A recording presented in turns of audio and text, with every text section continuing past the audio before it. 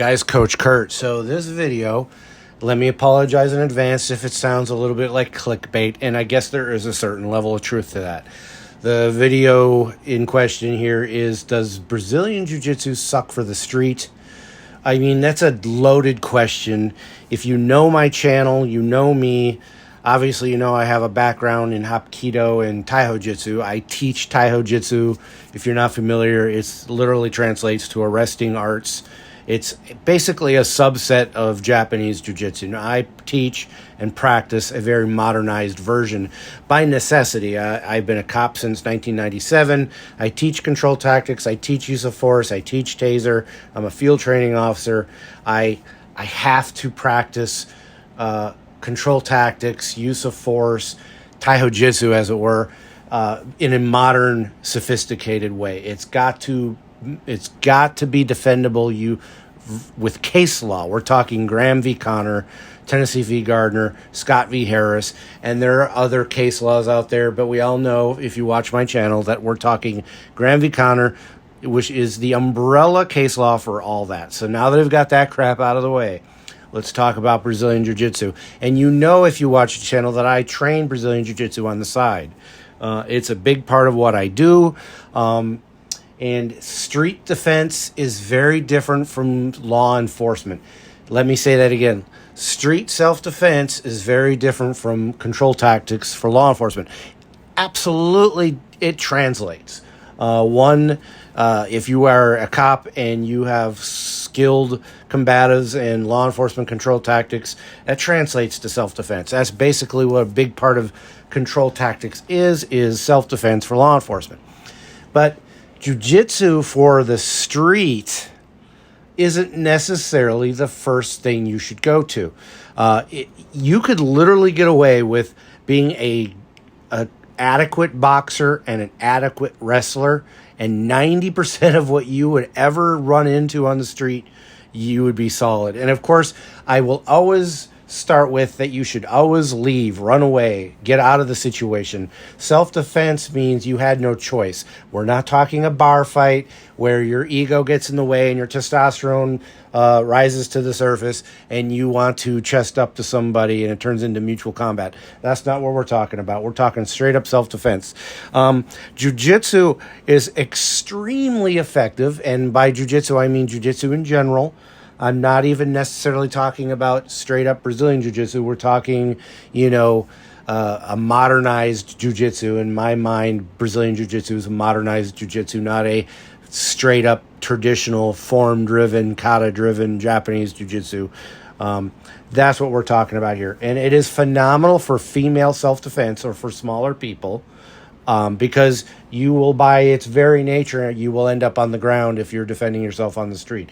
Of course, you don't want to get... I hear this all the time because, I've even got some Krav Maga background. I've trained Krav Maga for a few years with an MMA and Krav Maga coach who was also in the law enforcement field and knew and understood that, of course, you don't go to the ground on purpose on the street. The thing is you usually don't have a choice. When it goes to the ground on the street, you usually didn't have a choice. So you have to be effective on the ground, at least effective enough to do some damage, get up and run away, or subdue somebody and hold them until the police show up, or subdue somebody and run away and not look back, get the hell out of Dodge, as it were. So what are we talking about here? We're talking about non-sport Brazilian Jiu-Jitsu, or probably a better way to explain that would be Gracie Jiu-Jitsu, because we all know that, generally speaking, and I like to say generally because I will get that comment about basically explaining to me about the difference between the different types of Jiu-Jitsu and everything. That's fine. I encourage the comments as long as they're civil. Listen, we're talking about self-defense-based Jiu-Jitsu. It is great for its place and its purpose. But again, you wouldn't go to this ground on purpose. We all know that. That's not what we're talking about. And that is why Brazilian Jiu-Jitsu, in my mind, isn't necessarily the best choice for street self-defense. Being a skilled Muay Thai stylist or boxer with some good wrestling skills, and you could be a mediocre wrestler. You don't have to be Division I wrestler to be effective on the street. Guys, wrestling is a phenomenal system of combat. It's been around since the dawn of time. It is pretty much the original martial art, no matter what part of the world you're from. There's some kind of wrestling tradition attached to that part of the world. The problem with a lot of jiu-jitsu schools in the United States, anyway, I cannot speak to the rest of the world. I live in the United States. I train at a Brazilian jiu-jitsu school here in the United States in my area. The problem is most Brazilian jiu-jitsu schools are very sport-oriented. And there is a lot of technique in the sport world that you would absolutely not try or shouldn't try on the street.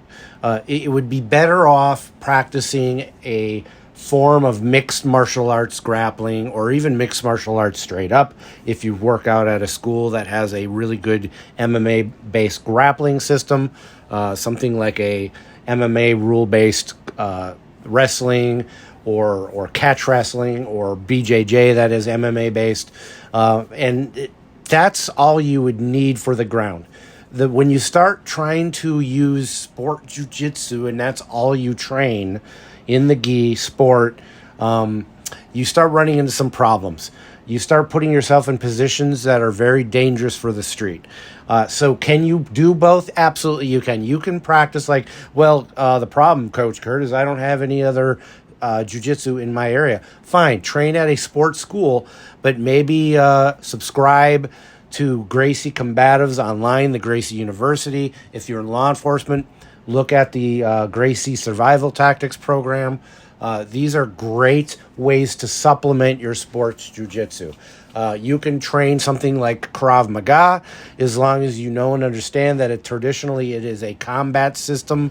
And I'm just going to say combatives because Krav Maga is Israeli Army IDF-based combatives.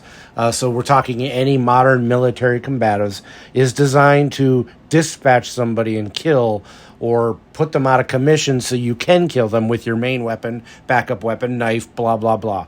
And that's not necessarily a great concept either when you're talking self-defense in the modern civil world. Here in the United States, it's a great way to get yourself thrown in jail and get sued civilly after the fact if you do too much to somebody. It's just too easy to get in trouble. So if you were going to do something, I would recommend, generically speaking, an MMA-based gym where they have a good MMA program that involves grappling, maybe a stand-up Muay Thai striking-based. Maybe it's not pure Muay Thai. Actually, most MMA schools that say they teach Muay Thai, yeah, it's Muay Thai, but it's very MMA influenced, and it's not pure traditional Muay Thai, which is great and dandy. There's nothing wrong with that at all. Boxing, there is no clinching in boxing because the ref breaks it up. But guys, you practice boxing straight up for a year and you practice karate straight up for a year, that boxer is very likely going to clean that karate guy's clock and just take him out of the game. So we're talking like a very no-nonsense boxing, wrestling, grappling-based system, and you can find that at a lot of MMA-based schools. So that would be my recommendation. If you had multiple schools to choose from, find something that's MMA-based. If it is a Brazilian Jiu-Jitsu school, do they train the other disciplines like kickboxing, Muay Thai, boxing, and wrestling? A lot of them do. A lot of them are MMA stylist gyms, even though they may advertise. My gym advertises itself as a BJJ school, but they also teach Muay Thai and wrestling classes, gi, no gi. Yeah, and that's so common nowadays. And so you shouldn't have a problem finding that type of things. But at the end of the day, what we're talking about here, sport jiu-jitsu is not a good thing. If that's all you're doing, sport jiu-jitsu is not the best choice for self-defense. Can you get away with it? Absolutely you can. Probably didn't actually amount to anything this video. A lot of it is just me flapping my gums, giving you my 2 cents. Absolutely, you can have your own opinion. I recommend that you put something in the comments. If you have your own opinion, I encourage it. All right, everybody. I hope we establish something here. Probably not. Just another video from another dude on the internet. Take it for what it's worth. Everybody, please take care and stay safe. With all due respect, sir, you're beginning to bore the hell out of me. Let's roll. Hey. Let's be careful.